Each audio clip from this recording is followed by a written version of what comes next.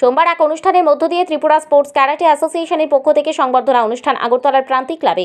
গত কিছুদিন আগে ত্রিপুরা স্পোর্টস ক্যারাটে অ্যাসোসিয়েশনের তরফ থেকে 6 জন কলকাতার মেদিনীপুরে গিয়ে ক্যারাটে প্রতিযোগিতায় অংশগ্রহণ করে মে মাসের 5 তারিখ এবং ভালো ফলাফল করেছে। তাই 2024 সালের মে মাসে অনুষ্ঠিত হয়েছিল 6 জন ক্যারাটে প্লেয়ারকে সংবর্ধনা দিল। বসেছিলেন সংগঠনের সচিব কৃষ্ণ সূত্রধর এবং সভাপতি দিব্যেন্দুধর। নমস্কার।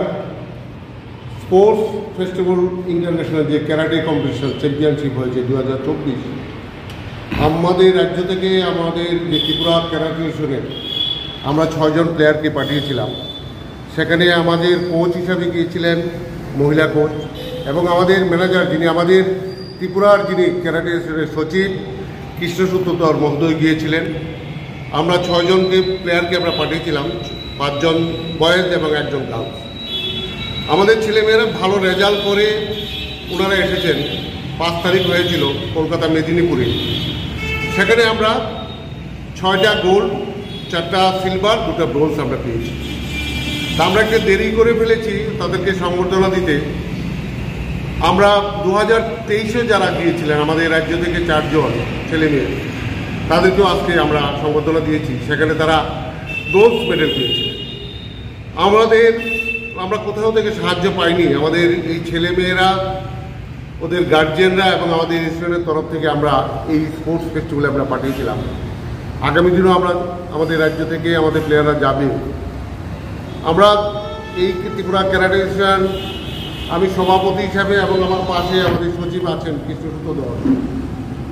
আমি খুব জোর দিয়ে বলতে পারি, আমাদের সচিব যেইভাবে ত্রিপুরা ক্যারাটে অ্যাসোসিয়েশনকে এগিয়ে নেওয়ার জন্য এত পরিশ্রম উনি করেন, বিশ্বাস করার মতো।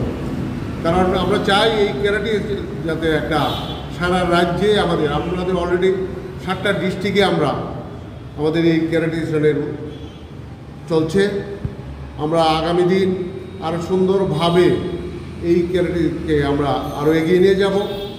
আমরা চাইব আমাদের সরকারের কাছে বা আমাদের রাজ্যের যে ক্রীড়া দপ্তর এবং আমাদের যেটা ক্রীড়া পর্ষদ আছে তাদের কাছেও আমরা সাহায্য চাইব।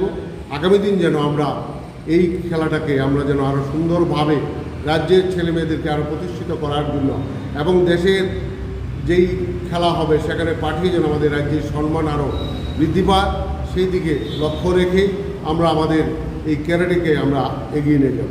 তাদের কিন্তু ইন্স্যুরেন্সও করা হয়েছে। আমরা এই বছরে আমরা সিদ্ধান্ত নিয়েছি, গত যেই 2024-এ যে 6 জন প্লেয়ার এবং 2023-এ যে 4 জন প্লেয়ারকে আমরা পাঠিয়েছিলাম এবং আগামী দিনেও আমরা যাদেরকে পাঠাবো আমাদের ইনস্টিটিউটের তরফ থেকে আমরা তাদেরকে ইন্স্যুরেন্সের ব্যবস্থা করব।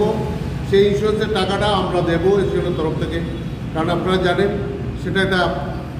সেই খেলাটা একটা বিশেষ গুরুত্বপূর্ণ খেলা এবং খুব রিস্কি খেলা। তা আমরা চাইছি তাদের যাতে কোনো ভবিষ্যতে যাতে যদি কোথাও কেউ উইন্ডেড হয় বা অসুস্থ হয়, তাহলে যেন এই ইন্স্যুরেন্সের মাধ্যমে ছেলেমেয়েরা যেন বাঁচতে পারে, সেই চেষ্টা ইনস্যুরেন্স আমরা চালিয়ে যাব। সবাইকে নমস্কার এবং ত্রিপুরা ক্যারাটে অ্যাসোসিয়েশন যেন আরও উত্তরোত্তর বৃদ্ধি পায়, সবাই এগিয়ে আসবে। নমস্কার।